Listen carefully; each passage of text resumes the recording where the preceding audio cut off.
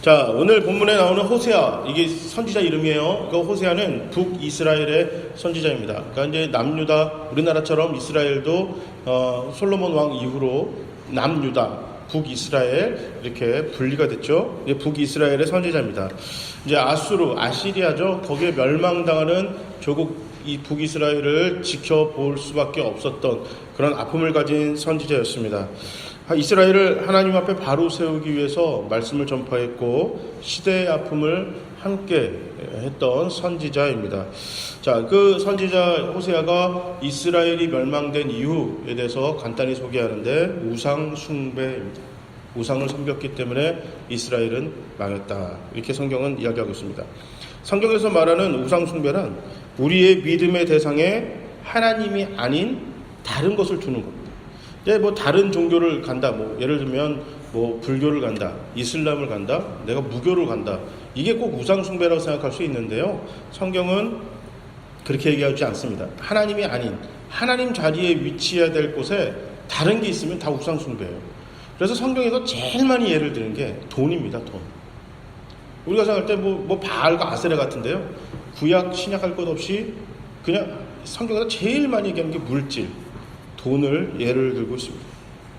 자, 좀 더 좋은 옷, 좀 더 좋은 집, 좀 더 좋은 차, 좀 더 좋은 음식, 좀 더 풍족함을 위해 하나님보다 다른 것들을 섬긴다고 성경은 이야기하고 있습니다. 근데 수많은 하나님의 기적을 직접 봤던 이스라엘이에요. 이제 다른 나라, 다른 사람들보다 특히 구약에 나오는 이스라엘 사람들은 직접 눈으로 하나님이 기적 같은 일들을 벌이시는 것을 수많은 경험을 통해서, 그러니까 그들은 이제 체험했음에도 불구하고 그들은 우상 숭배를 했습니다. 이게 참 신기한 거거든요.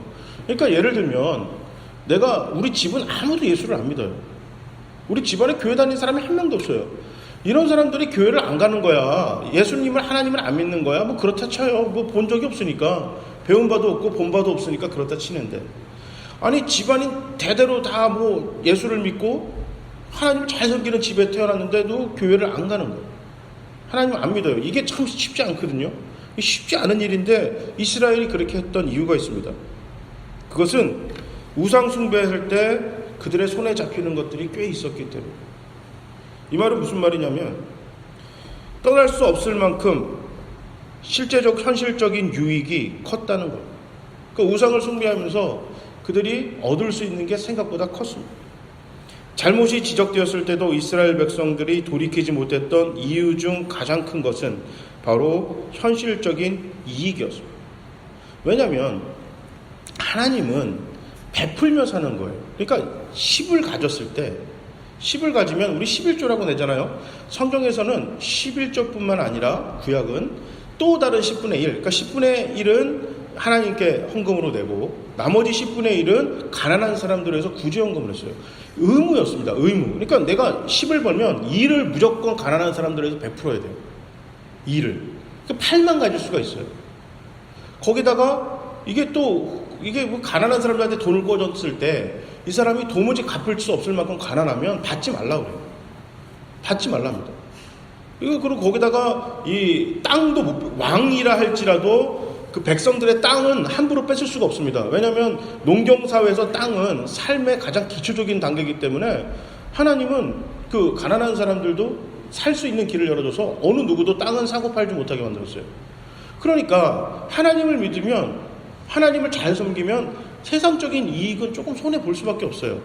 근데 옆에 나라를 보니까 아니 뭐 열을 벌면 열이 다 내 거예요. 10개가 내 거예요. 거기다가 힘 있는 사람들은 힘 없는 사람들 걸 뺏어와서 더 많이 불릴 수가 있어요.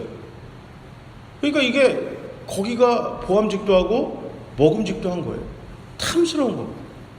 이런 식으로 자꾸 현실적인 유익을 쫓아서 우상을 섬기게 됐는데 이게 바로 사탄의 강력한 방법입니다. 물질로 세상을 지배하는 것. 남의 떡이 더 크게 보이는 것. 이게 사탄이 이 세상을 지배하는 방법이에요. 남의 떡이 더 크게 보여요. 그래서 이거를 가지고 유혹을 하면 이게 창세기 인류 최초의 인간부터 이 방법이 잘 먹혔어요. 사탄이 아담과 하와를 유혹하죠. 선악과를 보고 뭐라 그래요? 너가 저것을 먹으면 하나님처럼 될지도 몰라. 다시 말해서 이 에덴 동산에 하나님이 다 아담과 하와한테 줬잖아요. 그러니까 이게 조금 이해가 안 돼요. 그러니까 예를 들면 아담과 하와가 없어요. 가난합니다. 배가 굶어요. 이런 사람들한테 가서 너 좀 부자가 될 수 있을 거야. 이러면 이해가 되는데요. 에덴 동산에 딱 하나만 빼고 모든 게 다 아담과 하와 거였어요. 딱 하나가 뭐죠? 선악과만 하나님 거예요. 이게 조금 이해가 안 돼요. 다 내 건데 요거 이 나무 하나만 이게 내 게 아니거든요. 요것마저 네가 가질 수 있을 거다. 이렇게 물질로 꼬시는 거예요. 욕심에는 끝이 없어요. 목마름이 없기 때문에.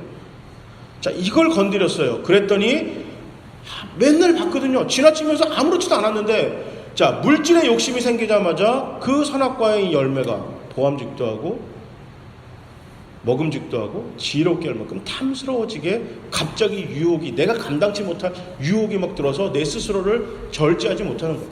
이게 우상을 숭배하는, 하나님이 아닌 다른 것들에 빠지게 만드는 사탄의 방법입니다. 그래서 여러분 잊지 마세요. 사탄은 우리에게 무엇을 먹을까, 무엇을 마실까, 무엇을 입을까를 계속 건드립니다.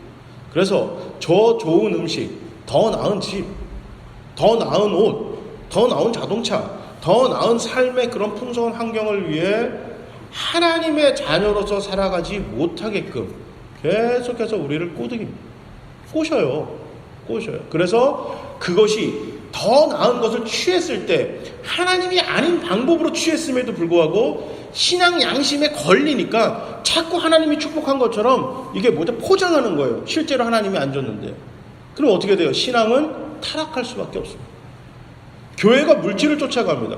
교회에서 이야기하는 축복이 자꾸 물질에 멈춰 있으면 하나님하고 상관없는 거예요. 잊지 마세요. 사탄은 우리를 넘어뜨리기 위하여 수많은 방법을 사용하지만 성경에서 말하는 우상 숭배를 만드는 가장 첫 번째, 그리고 가장 잘 먹히는 약발이 뭐냐? 물질이다. 자, 호세아 선지자의 어려움이 여기 있어요. 이스라엘이 지금 현재 잘 살 때도 우상을 숨겼는데 지금 이스라엘이 너무너무 힘들 때입니다. 먹을 수 있을까? 마실 수 있을까? 입을 수 있을까? 무엇을 먹을까가 아니라 내가 먹을 수 있을까? 지금 이걸로 고민하는 시대란 말이에요. 그때 하나님을 잘 섬겨라라는 얘기가 잘 먹히지가 않는 겁니다. 잘 먹히지가 않아요. 현실적인 필요를 채우기 위해 하나님을 자주 모른 채 하는 이스라엘 사람들이 되었어요. 자주. 내 현실의 필요를 채우기 위해서 가끔 하나님을 모른 채 하는 게 아니라 너무나 자주 하나님을 모른 채 하는 상황이었습니다. 그런데 호세아도 지금 이스라엘이 당장 필요한 것이 무엇인지 너무나 잘 알고 있었습니다. 자, 그 상황에 오늘 본문이 이어집니다. 파종하고 추수하는 것을 이야기하고 있습니다. 어떤 열매를 거두어야 하는지에 대해서 말하고 있습니다. 오늘 본문에는 인애, 즉 사랑을 거두라 이렇게 말합니다. 그러기 위해서 공의를 심어야 한다. 사랑의 열매를 거두기 위해 의의 씨앗을 부지런히 뿌려야 한다고 오늘 본문은 말하고 있습니다. 사실 이 말씀은 이스라엘이 처음 듣는 말씀이 아니에요. 이스라엘을 택하시고 애굽에서 구하시고 광야를 인도하고 가나안 땅을 정복하게 하신 이유가 공의를 심어서 사랑을 거둬 주변에 있는 많은 사람들이 복을 받게 하라는 얘기를 귀에 못 박히게 들었습니다. 아브라함 때부터 계속해서 이야기를 했어요. 선지자들을 통해서 계속 이야기를 했어요. 사랑을 거둬라. 사랑을 베풀라. 공의를 심어라. 다른 누군가의 생명과 풍성한 삶을 위해서 하나님이 너희를 선택하셨고 축복하시는 것이다. 잊지 말라고 수도 없이 이야기했습니다. 잃어버린 하나님의 자녀들을 되찾고 잃어버린 하나님의 사랑을 알게 하고 잃어버린 하나님의 나라를 회복시키기 위해 이스라엘을 먼저 부르셨고 그 일을 감당하라. 내가 도와주겠다고 계속 말씀하셨습니다. 사랑을 거두기 위해 정의를 심어야 하는데 오늘 말씀에 보면요, 공의에는 문제가, 씨앗에는 문제가 없어요. 호세아 선지자 얘기하는 오늘 본문의 초점을 보면 씨는 문제가 없어요. 그 문제가 뭐냐? 땅이라는 거예요. 땅. 하나님의 말씀, 하나님의 공의, 정의가 문제가 없단 말이에요. 그렇다면 너희의 사랑의 열매가 맺히지 않는 이유는 뭐냐면 땅이 잘못됐다는 겁니다. 이거를 오늘 성경은 묵은 땅이라고 이야기합니다. 그러면서 묵은 땅을 기경하라, 뒤집어 엎으라. 파종도 중요하고 가꾸는 것도 중요하고 추수할 때도 중요한데 오늘 본문에는 사랑의 열매, 올바른 열매를 맺기 위해서는 땅이 좋아야 한다, 이렇게 이야기하고 있습니다. 자, 본문에 보면 묵은 땅이 나오는데요. 이 말은 다른 땅이 존재한다는 얘기입니다. 그죠? 묵은 땅을 설명할 때는 묵지 않은 땅, 다른 땅이 존재하는 거예요. 자, 이스라엘에서 묵은 땅이라고 한다면 경작을 하지 않는 땅, 다시 말해서 농사를 더 이상 짓지 않는 땅을 묵은 땅이라고 얘기합니다. 묵은 땅. 자, 그렇다면 다른 땅은 경작을 지금 하고 있는 땅, 열매를 맺을 수 있는 땅을 말하는 것입니다. 아무리 좋은 씨가 뿌려져도 좋은 열매를 맺지 못하는 것은 땅에 문제가 있다. 오늘 본문은 그렇게 이야기하고 있고, 그 이유는 너희가 묵은 땅이다. 하나님께서 하나님의 농장의 신앙 공동체라는 땅에 사랑의 열매를 맺기를 원하시는데 그 열매가 없다는 겁니다. 사랑의 열매를 맺을 수밖에 없는 씨앗을 심었는데 사랑이 없는 거예요. 오늘 본문은 그 얘기예요. 주님께서 찾으시는데 원하시는 열매를 낼 수가 없는 거예요. 이 땅이 생산이 안 됩니다. 13절에 보면, 오늘 본문 그 뒷절이 13절에 보면 뭐라고 나오냐면, 공의를 심었어요. 하나님의 말씀을 심었는데 사랑의 열매가 나는 게 아니라 죄를 거두고 죄의 열매를 맺고 거짓 열매를 먹고 거짓 열매가 나온다. 자, 하나님이 공의를 심었음에도 불구하고 불의가 나오고 배반의 열매만 무성히 생성하는 땅이 바로 묵은 땅이고, 그것이 바로 이스라엘 신앙 공동체다. 오늘 호세아 선지자는 이야기하고 있습니다. 묵은 땅이 소출을 내지 못하는 이유는 간단합니다. 씨에 대한 정당한 반응을 하지 못했기 때문입니다. 씨가 뿌려졌음에도 불구하고 바르게 싹 틔우고 바르게 자라는 일에 관심이 없을 뿐만 아니라 그런 능력을 상실했어요. 하나님의 말씀이 심어졌는데 거짓이 나와요. 이게 얼마나 안타까운 상황이에요. 아니 뭐 하나님이 하나님을 믿지 않는 사람들한테 갑자기 지금 이 얘기를 하는 게 아니잖아요. 하나님을 섬기는 사람들, 그래도 하나님을 믿는다는 그 신앙 공동체에게 하는 이야기입니다. 너희는 어떻게 하나님 말씀을 심었는데 거기서 사랑은 안 나오고 거짓만 나오냐? 바로 지금 그 얘기를 하는 겁니다. 그 옛날에 그 우리 어르신들이 하시는 말씀 있잖아요. 콩 심은 데 콩 나고 팥 심은 데 팥 난다. 그러니까 씨는 뿌린 대로 거두고, 이게 그 어르신들 얘기가 거짓이 아니잖아요. 이렇게 뿌린 대로 거두고, 이게 뭐 콩 심으면 콩이 나는 건데 콩을 심었는데 팥이 나오는 거예요. 팥을 심었는데 콩이 나오는 지금 이 희한한 광경이 지금 일어나는 겁니다. 이게 도대체 어떻게 된 일이냐? 그럼 씨가 잘못된 건가? 하고 하나님 돌이켜봤더니 씨는 문제가 없어요. 그러면 밭이 문제인 거예요. 밭이. 그러고 나서 보니까 이 밭이 묵은 땅인 거예요. 묵은 땅은 씨앗에 대한 올바른 반응을 하지 못해요. 그리고 씨를 올바르게 키우고 열매를 맺을 수 있는 능력이 없다. 이거 무슨 뜻이냐면, 우리가 하나님 말씀을 읽습니다. 그런데 그 심미적인 아름다움, 그러니까 그 말이 되게 뭐 이쁘거나 멋있는 거예요. 오늘 본문 되게 유명한 문구거든요.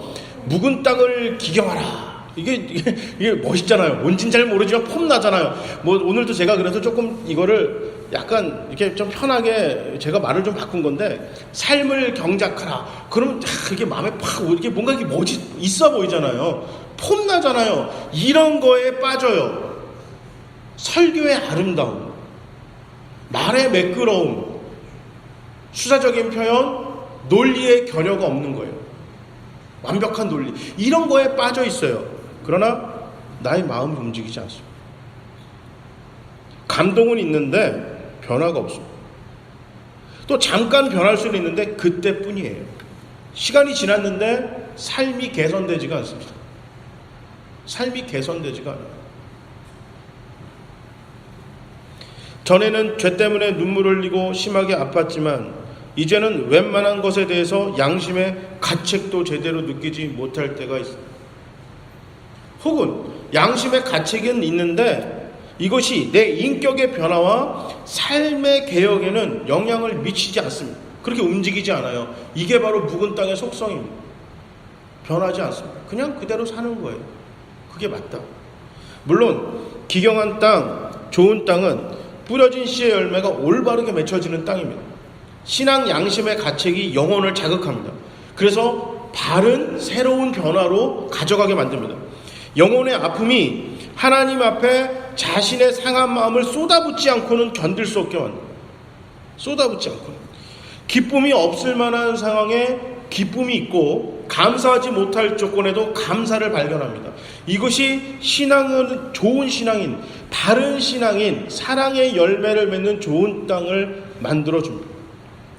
하나님, 우리 밭에 뿌려진 하나님의 공의의 씨, 그대로 열매 맺는 땅, 이것이 바로 경작한 땅, 기경한 땅입니다. 묵은 땅은 현재 하나님과 연관이 없습니다. 은혜가 현재가 아닌 과거의 추억입니다. 그래서 내 삶에 새로운 간증이 없어요. 맨날 옛날 얘기만 합니다. 여러분 한번 그런 생각 안 해보셨나요? 이게 제가 저기 이제 미국에 있을 때 서태지 그 가수 서태지 씨가 컴백했어요. 제가 샌프란시스코 있을 때. 그러니까 이제 우리 세대 사람들은 서태지에 대한, 제 대학교 1학년 때 이제 서태지가 나왔는데 그때 그게 이제 참 충격이고 대단했거든요. 그래서 이제 막 이런저런 얘기를 했는데 이제 대학교 1학년, 2학년 애들이 서태지가 누군지를 모르는 거예요. 서태지가 누군지를 몰라요. 이렇게 쳐다봐요. 그래서 서태지 몰라? 그러니까 모른대요. 그래갖고 왜 몰라? 그러니까 알아요. 그러니까 뭐 인물 다큐인가 뭔가 그런 데서 봤대요. 그러니까 황당한 거죠. 알고 보니 얘네들은 92년생 막 이런 친구들이에요. 92년생, 93년생 애들이 서태지를 어떻게 알겠어요? 모르죠. 우리 부모님들이 뭐 나훈아나 뭐 남진 얘기하는 거랑 똑같잖아요. 어디서 가끔 이렇게 알긴 알아도 그분들이 공유하는 그 감정 이런 건 잘 모르잖아요. 마찬가지는 잘 모른다. 이게 보세요. 근데 그런 친구들한테 제가 과거에 어떤 그런 걸 얘기를 하면서 서태지 설교 시간에 맨날 예화를 드는 게, 지금 90년대생, 2000년생생 앉혀놓고 내가 서태지 얘기를 하면 이 사람들은 들을 때 무슨 생각하냐면 아무런 감흥이 없어요. 근데 우리가 신앙생활 할 때 마찬가지란 말이죠. 신앙생활 할 때 지금 현재 간증이 없어요. 내 삶에. 그러니까 맨날 옛날 얘기만 하는 거예요. 옛날에는 어쨌고, 내가 옛날에는 어땠고, 내가 옛날에는 어땠고, 옛날에는 어땠고, 맨날 옛날 얘기만 하니까 어떻게 돼요? 그러면 궁금한 거죠. 현재 할 얘기가 없나? 현재 할 얘기가 없기 때문에 매번 옛날 얘기만 합니다. 이게 묵은 땅이라는 거예요. 경작한 땅은, 기경된 땅은 지금 심긴 씨앗, 지금 나는 새싹, 지금 자라고 있는 여기에 관심이 있을 수밖에 없습니다. 그건 당연하지 않겠어요? 그러니까 우리 아들내미가 초등학교 1학년이잖아요. 큰아들이 초등학교 1학년인데 요 녀석이 초등학교 1학년 들어가니까 얼마 전까지만 해도 이야기를 꽃피웠던 유치원 때 이야기를 전혀 하지 않습니다. 심지어 이제 개학한 지 이제 한 2주 됐어요. 개학하기 전에 학교에서 무슨 캠프를 했어요. 과학 캠프, 뭐 영어 과학 캠프인가 뭔지.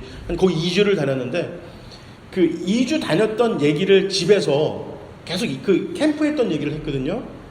그게 고작 한 달도 안 지났는데도 불구하고 지금 우리 가족에서 얘기하는 우리 큰아들에 대한 이야기는 학교 다니는 어제 오늘 이야기만 합니다. 한 달 전 이야기도 안 해요.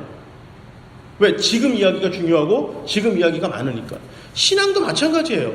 내 삶이 하나님 앞에 믿음 생활을 했는데 내가 사람들한테 이야기하고 설교하고 모든 사람들 앞에 삶의 어떤 하나님과의 나의 스토리를 얘기하는 그 이야기가 아니 10년 전, 20년 전, 30년 전, 40년 전 얘기만 하고 앉아있으니 현재 이야기가 없으니까 옛날 이야기 할 수밖에 없는 거예요. 현재 할 이야기가 없어요. 할 이야기가 없어요. 그 부부관계가 좋은지 안 좋은지 알려면요. 지난주에 이렇게 두 분이 무슨 일이 있으셨어요? 라고 할 때 대답을 못하면 사이가 그냥 대면한 거예요. 아니, 부부가 앉아서 어쩌다가 우리 옛날에 여기 놀러 갔었지라는 얘기를 한 번을 해야 되는데, 맨날 앉아가지고 10년 전, 20년 전 데이트했던 얘기 주구장창하면 그 부부가 좋은 관계일까요? 그냥 이상한 관계일까요? 어제, 오늘, 지난주, 한 주간에 이 아내랑 남편과의 얘기가 없는 거예요. 에피소드가 없어요. 한 달 동안 살면서 우리 그 부부관계 속에서의 에피소드가 없는 거예요. 그래서 여러분, 여기 결혼하신 분들 이렇게 있으시면요, 한 주에 한 번, 아니면 한 달에 한 번은 꼭 외식하세요. 집에서 식사만 하지 마시고 외식도 좀 하시고, 요즘은 영화 재밌는 것도 많이 나왔거든요. 가끔 극장도 가시고 꼭 그렇게 하세요. 그렇게 하셔서 그 이야기거리를, 지금의 이야기거리를 만드세요. 나가서 식사하시고 나가서 뭐 영화 보고 이런 게 좀 힘드시면은 그 애들 재워놓고, 아니면은 뭐 조금 시간 일부러 토요일 밤이나 뭐 아니면 이렇게 한 시간 내셔서 왜 그 재밌는 프로그램을 다시 보기 가능하잖아요. 그런 것도 같이 보시면서 이야기를 나누시고, 그렇게 해야 관계가 좋아지는 거거든요. 하나님도 마찬가지예요. 하나님하고 나와 나의 심장을 움직이고 내가 막 진짜 들썩들썩하게 만들었던 하나님의 이야기가, 그 스토리가, 아니 10년 전, 20년 전에 그 추억만 가지고 계속해서 살아가기가 힘들지 않을까요? 빛발했잖아요. 마치 우리 옛날 사진 빼면 분명히 그땐 칼라 사진이었는데, 지금이야 뭐 디지털로 다 돼 있지만, 사진첩을 뒤져봤더니 분명히 옛날에는 선명한 사진이었는데 지금은 빛발해 있잖아요. 이렇게 선명하지 않고. 그런 사진첩을 뒤적이는 것처럼 우리가 하나님의 은혜를 사모하고 이야기를 하니 내 삶에서 무슨 사랑의 열매가 나오겠냐라는, 아무 사랑의 열매가 나오지가 않습니다. 묵은 땅이 한때는 좋은 땅이었어요. 그 땅도 수출도 많이 있었어요. 하나님이 기뻐하시는 농장이었습니다. 그런데 언젠가부터인가 점점 굳어져서 지금 현재는 아무 열매도 맺지 못하는 땅. 심겨진 씨의 열매는 온데간데 없고 원치 않는 열매만 가득합니다. 교회를 정말 오래 다녔어요. 처음 교회를 나가서 은혜 받고 하니까 신앙적인 이런 양심만 부딪히는 게 아니라 나의 도덕성에 자꾸 하나님의 말씀이 들어오고 자꾸 찌르는 거예요. 쉽게 얘기해서 아무렇지 않게 무단횡단을 했는데, 무단횡단 하는 것조차도 이제 조금 이게 좀 그런가? 라는 생각이 좀 드는 거예요. 아무렇지 않게 바깥에다 쓰레기를 버렸는데 이제는 쓰레기 버리는 것도 이게 그냥 휴지통에 버릴까? 이런 생각이 드는 거예요. 그런데 신앙을 점점 생활을 하다 보니까 계속해서 내가 기경된 땅이면 상관없는데 언젠가부터인가 오랫동안 교회 다니니 웬만한 잘못한 걸 보고도 이게 움직이질 않아요. 아무렇지 않은 그런 평범한, 하나님 전혀 상관없는 그런 삶처럼 그렇게 살아가고 있다.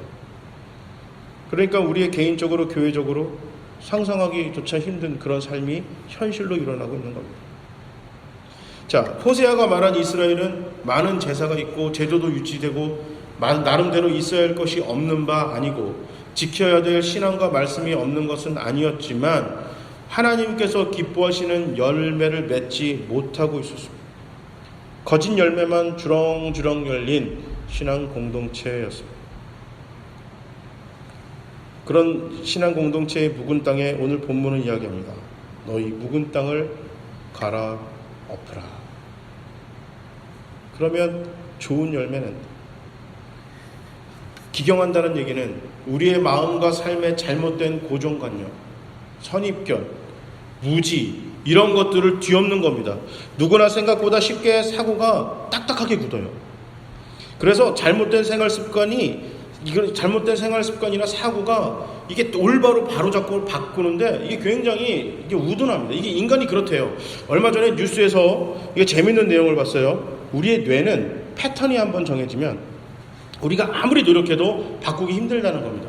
그러면서 그 예를 뭘 보여줬냐면 자전거를 보여줍니다. 자전거.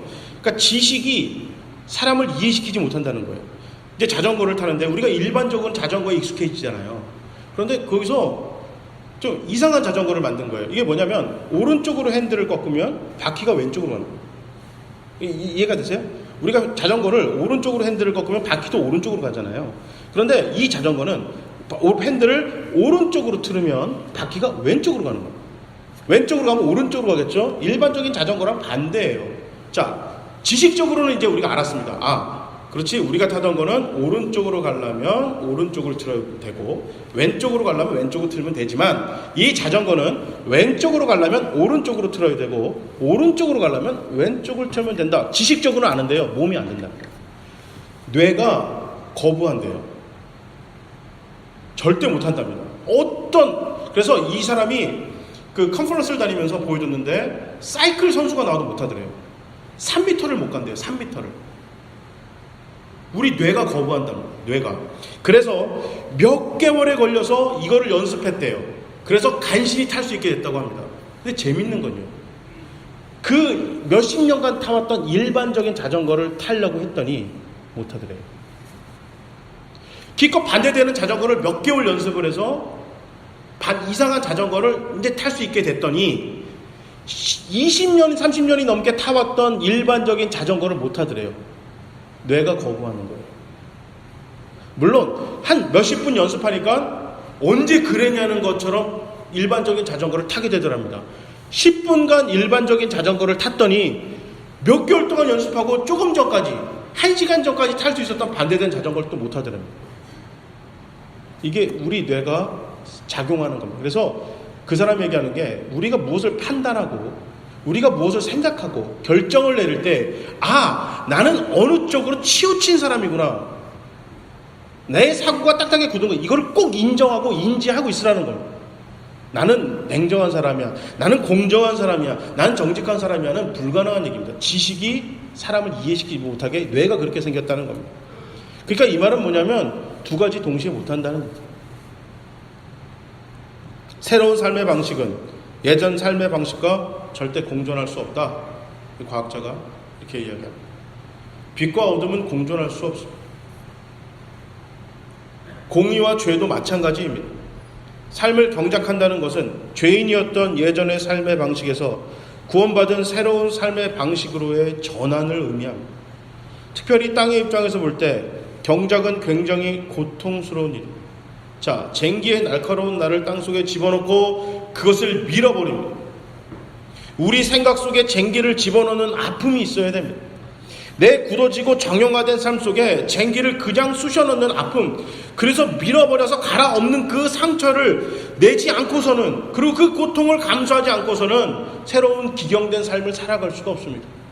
20년, 30년 내가 하나님, 예수를 믿어 하나님의 자녀가 되기 전까지의 내 삶의 패턴은 내가 원하든 원치 않든 굳어져 있었습니다. 다른 누군가의 행복과 다른 누군가의 삶과 다른 사람들이, 그렇게 모든 사람들이 하나님 앞에 사랑받기 위한 그런 삶을 살지 않도록 나는 그렇게 세팅이 되어 있었어요. 내가 사랑하는 사람, 내가 좋아하는 사람들만 챙기는 것이 내 삶의 패턴입니다. 이것이 굳어져 있었고 그것이 뇌가 그렇게 작용하고 있었는데, 예수 믿고 나니 하나님은 이 삶의 방향을 완전히 옮기셔서 다른 방향을 가게끔 하셔요. 이게 우리 새롭게 바뀐 하나님 가문, 예수 그리스도의 십자가 집안의 법도입니다. 다른 누군가의 생명과 풍성한 삶을 위해서 사는 겁니다. 그래서 십자가 지는 삶, 희생하는 삶, 섬기는 삶이 기독교의 삶이고 그런 삶의 패턴으로 바뀌어야 됩니다. 그렇기 때문에 과거 내가 살던 그 삶의 방법과 지금 나의 삶의 방법은 공존할 수가 없어요. 지금 잘못된 자전거를 타면 우리가 알고 있는 그 일반적인 레귤러나 올디너리한 그 일반적인 자전거를 탈 수가 없어요. 일반적인 자전거를 타게 되면 그 반대로 움직일 수 있는 그 특수한 자전거는 탈 수가 없는 겁니다. 그렇게 생긴 거예요. 우리는. 그러니까 선택하는 거예요. 어떤 삶을 살지 선택하라는 거예요. 그 노력해야 됩니다. 구원은 내가 노력해서 받는 게 아니에요. 그냥 받는 거예요. 그냥 은혜로 받는 거예요. 주어지는 겁니다. 선물이에요. 그런데 하나님의 자녀답게 사는 것, 그러니까 나의 존재는 하나님의 선물이고 축복이라면 내가 하나님의 자녀답게 사는 거는 나의 노력이에요. 노력이 필요해요. 상처가 필요하고 내가 정말 흘리는 땀이 필요하고 눈물이 필요한 것입니다. 경작함 없이, 그런 노력 없이, 뒤집어 엎는 거 없이 올바른 열매를 맺을 수가 없습니다. 누구나 묵은 땅이 될 수가 있고 누구나 경작된 풍성한 땅이 되어질 수가 있습니다. 그런데요, 정말 감사한 거는 내가 딱딱하게 굳은 묵은 땅이라도 경작하기만 하면, 뒤집어 엎기만 하면 풍성한 땅으로 만들어주겠다는 하나님이 소망을 주십니다. 왜 그런 거 있잖아요. 우리나라는 아무래도 땅도 적고 그러다 보니까 기회가 적어요. 참 가슴 아픈 얘기지만 현실이잖아요. 어느 대학을 가냐에 따라 그냥 다 결정돼요. 솔직히 말하면. 대학을 어디 가냐에 따라서 인생의 대부분 90% 이상이 결정됩니다. 그래서 SKY 가려고 그렇게 난리치는 거 아니에요. 근데 미국이라는 걸 갔더니 기회가 많더라고요. 찬스가 많아요. 그러니까 쉽게 말하면 전문대 나와서 우리가 말하는 아이비리그 갈 수가 있어요. 그러니까 우리를 말하면 전문대 나와서 서울대를 갈 수가 있어요. 공부를 해서 계속해서 그 학교를 바꾸면서 트랜스퍼 할 수 있거든요. 전학 가면서 이제 그렇게 바꿀 수가 있거든요. 오늘 본문의 하나님 말씀 바로 그 얘기예요. 우리가 살아가면서 너가 묵은 땅이라고 딱 그냥 끝장나는 인생이 아니라 다 끝났다고 해도 너에게 소망을 주시는 거예요. 아니야. 찬스가 또 있어. 뒤집어 엎기만 하면 너를 통해 아름다운 열매를 맺을 것이다. 이거 참 소망이잖아요. 이게 얼마나 소망이에요. 얼마나 감사한 일이에요. 아무리 메마른 광야 같아 보일지라도, 현재 열매가 없을지라도 갈아엎기만 하면 하나님이 좋은 땅을 만들어 주시겠다. 거기서 아름다운 열매를 맺게 하겠다. 우리 주님이 오늘 주시는 우리에게 향한 약속입니다. 하나님께서 공급하시는 자원이, 하나님께서 내리는 그 은혜의 비가 뿌려진 공의의 씨를 사랑의 열매로 맺게 해주겠다라고 오늘 하나님은 본문을 통해 이야기하십니다. 묵은 땅, 버려진 농장이 바른 열매를 풍성히 맺는 은혜의 땅, 하나님의 농장이 되어질 거라고 약속하고 계십니다. 버려진 땅도 경작되기만 하면 젖과 꿀이 흐르는 땅으로 내가 만들어주겠다. 우리 주님 말씀하십니다. 그게 말씀하십니다. 그러니까 하나님 앞에는요, 하나님은 다 결정지지가 않으세요. 너는 이러니까 뭐 이거, 너는 저러니까 저, 이렇게 하지 않으시고.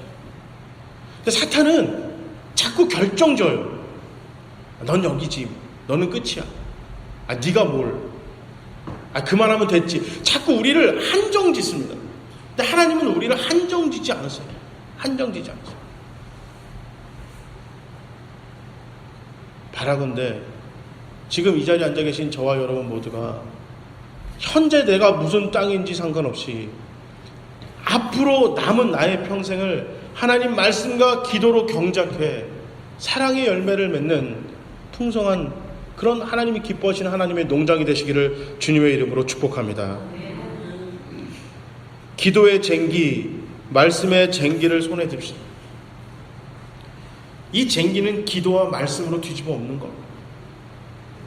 우리의 심령으로부터 시작해서 온 세상을 갈아엎고, 우리 가정을 갈아엎고, 학교를 갈아엎고, 우리의 삶의 모든 자리, 그곳을 뒤집어 엎는 겁니다. 그리고 그 갈려진, 그 경작된 땅에 하나님의 공의의 씨를 뿌립시다. 그 씨가 하나님께 영광을 돌리는 많은 사랑의 열매를 맺을 것입니다. 하나님의 은혜의 그 소낙비를 내리셔서, 은혜의 양분을 땅에 주셔서 어떤 묵은 땅이라도 경작되기만 하면 사랑의 열매를 맺는, 다른 사람을 살리고 행복하게 만드는 열매를 맺는 풍성한 나무가 많아지고 사랑의 열매가 주렁주렁 맺게 만드는 좋은 땅을 만들어 주시겠다 약속하셨습니다. 그것을 위해서 말씀을 읽읍시다.